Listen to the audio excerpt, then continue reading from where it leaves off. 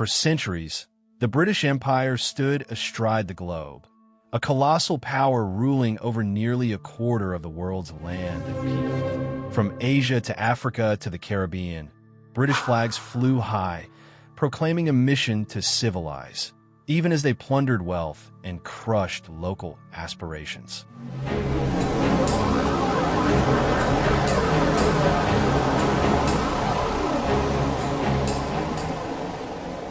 Yet within just a few turbulent decades of the 20th century, this mighty empire unraveled, leaving behind a humbled Britain, stripped of grandeur and grappling with its place in a world it once claimed to command. The World Wars, cracks in the foundation. World War I was the first great blow. Britain marshaled millions from its colonies, soldiers from India, Africa, Canada, Australia, to fight in Europe's trenches. The victory came at staggering cost. Hundreds of thousands dead, a shattered economy, and debts owed largely to the rising power across the Atlantic, the United States. Then came World War II, which all but finished the job. London's streets lay in ruins. The treasury was empty.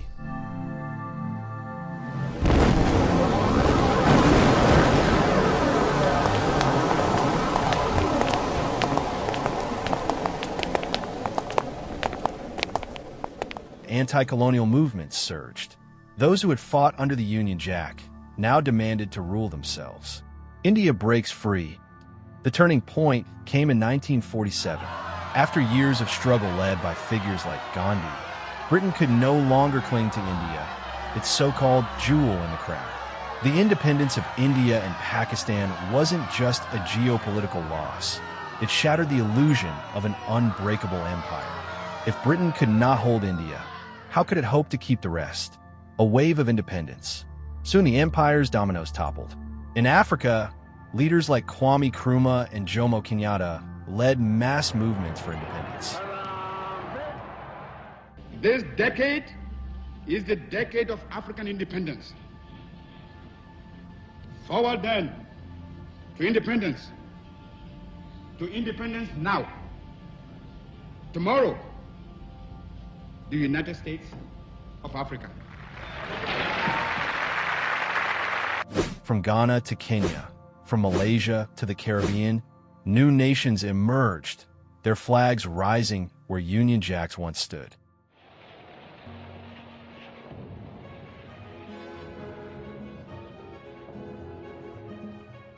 By the 1960s, the empire was little more than scattered remnants on a map.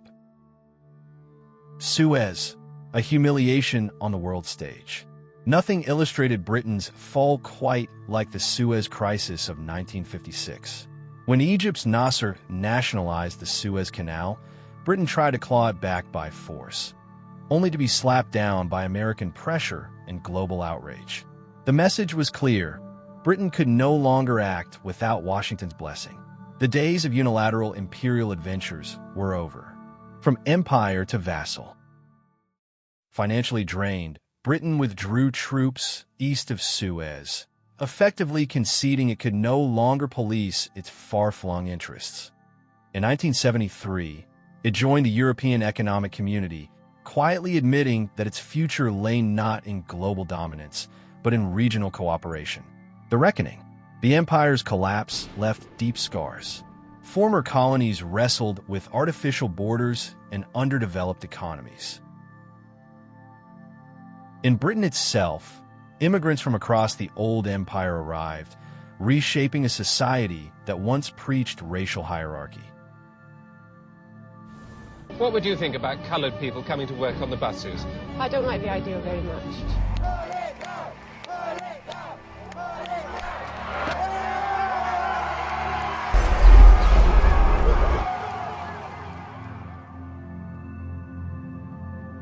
Statues fell, museums faced calls to return looted treasures, and uncomfortable truths about colonial crimes came to light.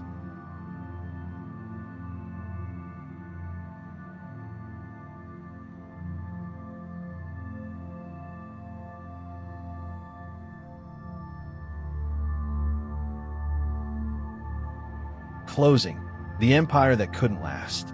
So ended the British Empire, not in triumph, but in retreat, a cautionary tale of arrogance and overreach. Once the architect of global order, Britain today stands as a diminished power, its sovereignty tied to the very forces it once sought to dominate. There's a certain poetic justice here. A nation that spent centuries lecturing Africa, Asia, and the Caribbean on civilization now finds itself confronting its own haunted legacy. The sun has finally set on the empire, and perhaps that is exactly as history intended.